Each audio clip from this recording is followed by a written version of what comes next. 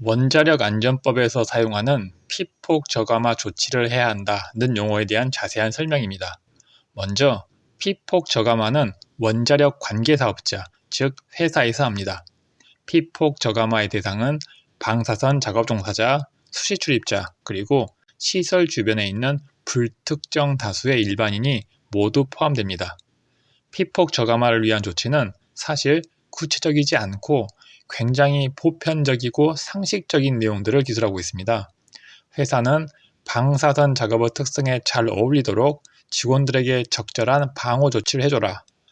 방사선 사용 시설을 설계하고 시공할 때 방사선을 잘 차폐하게 만들고 시설을 적절하게 배치해서 필요 이상의 피폭을 당하지 않도록 해라.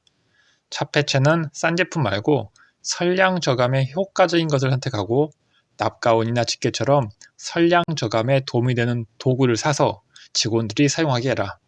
방사선 작업 공간을 너무 좁게 만들지 말고 넓게 만들어서 방사선 작업을 하는 직원들이 거리를 둬서 피폭을 줄일 수 있게 해라. 내용은 회사에서 방사선을 사용하는 직원의 피폭 선량 저감을 위해 다양한 노력을 하라는 이야기지만 부합하는, 적절한, 효과적인, 적절한 이라는 단어를 사용했기 때문에 구체적인 기준이 제시된 것은 아닙니다. 이러한 다양한 피폭 저감화 조치에도 불구하고 사고가 발생한 경우에는 필요한 조치를 취하고 위원회에게 보고해야 합니다. 자세한 조치와 보고는 시행령에서 설명하고 있는데 그 내용은 방사성 물질을 운반 시 발생한 사고의 조치 및 보고 방법과 같습니다. 내용이 비슷한 게 아니라 운반 시 사고 조치와 원자력 관계 사업자의 사고 조치가 같은 시행령에 같은 조문을 언급하고 있습니다. 따라서 운반 시 사고와 원자력 관계 사업자의 사고는 같은 조치를 취한다고 생각하시면 됩니다. 혹 운반 시 사고 조치가 잘 기억나지 않는다면 술 먹고 토한 친구를 어떻게 처리해야 하는지 생각해 보시기 바랍니다. 방사선 사고가 발생하여 사고의 확대를 방지하기 위해 혹은 인명구조를 위해 긴급 작업에 투입되는 사람에게는 5년간 100mSv 내에서 연간 50mSv라는 선량 한도에 대한 예외 적용이 가능합니다. 정상적인 상황을 가정하여 정해진 선량 한도는 혈액상의 변화가 관찰되는 선량인 200mSv보다 훨씬 낮은 선량이므로 선량 한도를 넘는 피폭을 당하더라도 사고 수습을 우선시하는 것이 더 큰 피해를 막는다고 판단하는 것입니다. 그렇다 하더라도 긴급 작업을 하는 사람의 생명이 경시되어서는 안 되므로 긴급 작업에 투입하는 사람에게는 별도의 기준이 주어집니다. 이 기준이 유효선량 500mSv, 동시에 피부는 등가 선량으로 10배입니다. 단, 이 기준은 사고 수습을 위해 적용하는 기준이며 사람을 구하고자 하는 경우에는 적용되지 않습니다. 즉, 사람을 살리는 것이 최우선이기 때문에 사람을 살리는 경우에는 선량 제한이 없습니다. 긴급 작업으로 인한 피폭 선량은 선량 한도가 적용되는 개인 피폭 방사 선량에 포함하지 않을 수 있습니다. 이런 긴급 작업을 위한 작업 절차입니다. 긴급 작업은 작업자의 위험이 동반되므로 긴급 작업 외에는 다른 방법이 없는 경우에만 진행해야 하며 반드시 원자력 관계 사업자, 즉 회사가 승인해야 합니다. 이 승인은 그냥 말로 하는 것이 아니라 작업 시작 전에 문서로 승인해야 합니다.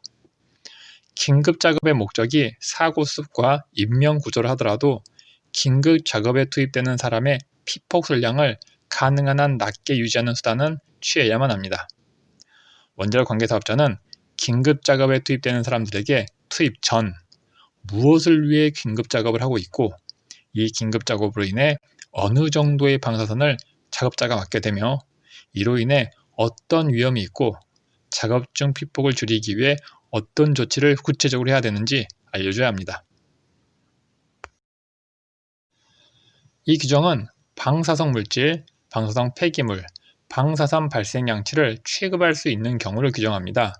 법에 다음 각 호의 어느 하나에 해당하는 경우 외에는 방사성 물질 등 또는 방사선 발생 양치를 소지하거나 양도할 수 없다라고 표현해서 해석이 난해하지만 의미는 아래에 나열된 경우에만 취급이 가능하다입니다.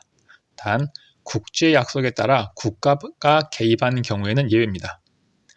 방사성 물질 등을 취급할 수 있는 경우를 보겠습니다. 먼저 허가기관이 허가를 받은 대로 방사성 물질을 취급하는 경우입니다. 원자력안전법 제5장 인허가 절차에서 공부한 그 내용입니다. 신고기관은 신고한 대로 방사성 물질을 취급하는 경우입니다. 다음은 규제기관에 의해 강제로 허가가 취소되거나 사업자의 의지에 의해 사업을 폐지한 경우입니다. 이 경우 30일의 유예기간을 주며 이 기간 내에 소지하고 있던 방사성 물질 등을 다른 허가자에게 줘야 합니다. 이미 허가가 취소되었거나 폐지된 상황이므로 방사성 물질의 취급이 법적으로 불가능한 상황입니다.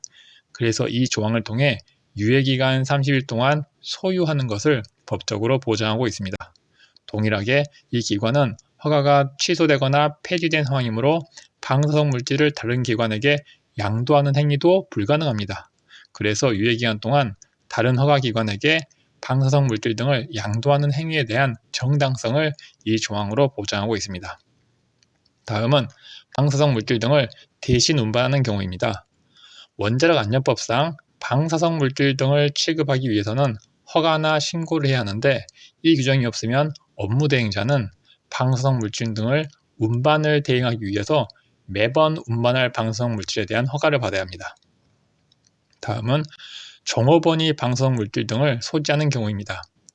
원자력안전법 제5장 인허가 절차의 첫 부분에서 방사성 동위원소 등을 생산, 판매, 사용, 소지, 취급 또는 이동 사용하려는 자는 위원회의 허가를 받아야 한다고 했고, 여기서 제가 이 자는 사업자, 즉 회사의 대표자를 말한다.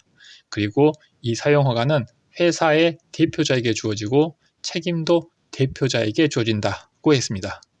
이 규정에 의하면 방사성 물질 소지는 회사의 대표자만 가능합니다. 그래서 방사성 물질을 업무상 직원이 소지할 수 있도록 위임하도록 만들어진 규정이 이 규정입니다. 단 직무상인 경우에만 가능함을 유의하시기 바랍니다.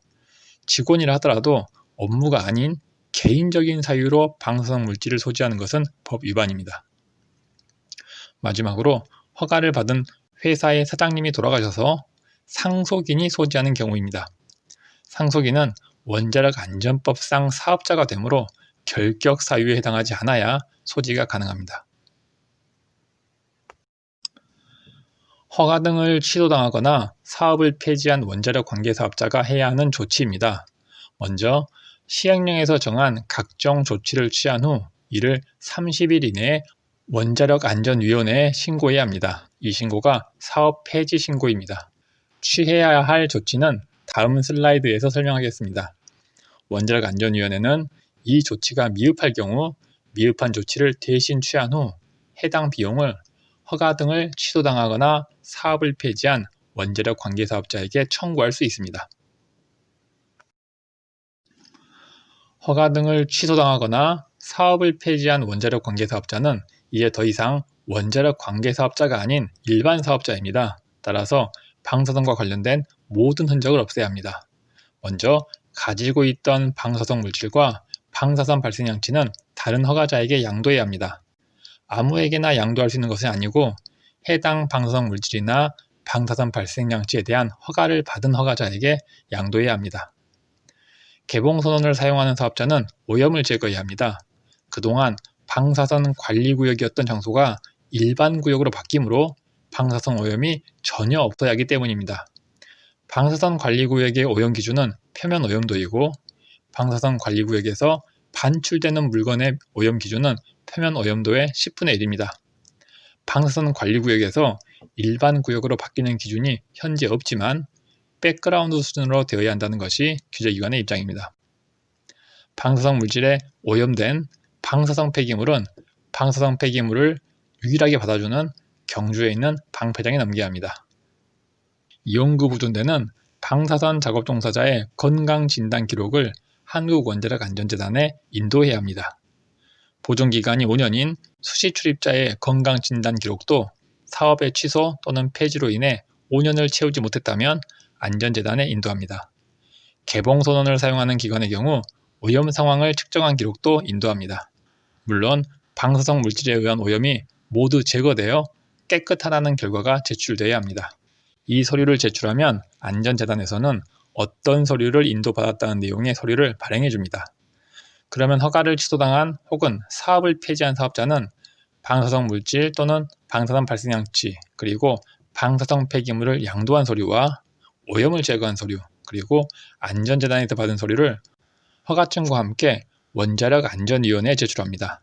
더 이상 원자력 관계 사업자가 아니므로 허가증 원본을 제출합니다. 허가를 취소당하거나 사업을 폐지한 사업자는 관련 사업이 잘 되지 않아 관련 서류 역시 관리가 안 되는 경우가 많습니다. 사업이 잘 되면 사업을 폐지할 이유가 없으니까요.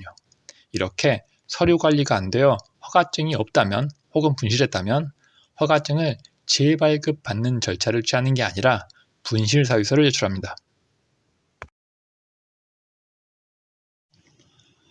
성장이 끝나지 않은 18세 미만의 사람은 방사성 물질 등의 취급을 금하고 있습니다. 단, 교육, 훈련 등을 목적으로 원자력안전위원회가 인정한 경우에는 취급이 가능합니다. 방사선 발생장치나 방사성 물질 등에 대한 사고가 발생하면 원자력 관계사업자는 원자력안전위원회에 신고해야 합니다. 당연한 사항이지만 법에서 이 규정으로 강제하고 있습니다. 원자력 관계사업자는 허가의 종류에 따라 정기적으로 보고해야 하는 사안이 있습니다. 사용, 생산, 판매 등 방사선 작업 종사자가 있는 허가 사용자는 방사선 작업 종사자에 대한 교육, 신체검사, 피폭 선량 측정의 의무가 있습니다. 교육과 신체검사는 연간 한 번 받아야 하는데 교육과 신체검사 받은 내용을 분기 단위로 보고하라는 것입니다. 이 분기 보고는 1개월 동안 보고할 기간을 줍니다. 그래서 보고기한은 분기 경과 후 1개월 이내입니다. 피폭 선량 측정은 매 분기마다 수행합니다. 따라서 이 역시 분기 보고가 가능합니다. 비파괴 검사에서 근무하는 방사선 작업 종사자, 즉 방사선 투과 검사자는 당일의 피폭량을 실시간으로 알 수 있도록 직독식 개인 선량계를 개인 피폭 선량계와 함께 착용하도록 되어 있습니다. 이 직독식 개인 선량계의 측정 결과를 작업 종료 시마다 보고합니다. 판독 특이자 발생 시 즉시 보고합니다. 이는 판독 특이자와 관련된 규정에서 동일하게 설명했습니다. 허가 사용자뿐 아니라 업무 대행자도 방사성 물질 등을 운반할 수 있습니다. 허가 사용자는 자신이 가지고 있는 방사성 물질 등을 운반하지만 업무 대행자는 다른 허가자로부터 운반을 위탁받아서 운반할 수 있습니다. 이 기록은 연간 보고입니다. 단 보고할 기간으로 1개월을 줍니다. 그래서 보고기한은 연도 경과 후 1개월입니다. 업무 대행자는 등록한 활동에 대한 연관 2회, 즉 반기 보고를 합니다. 단 보고할 기한으로 1개월을 줍니다. 그래서 보고기한은 반기 경과 후 1개월 이내입니다. 판독 업무자는 판독 특이자 발생 시 즉시 보고하도록 하고 있습니다.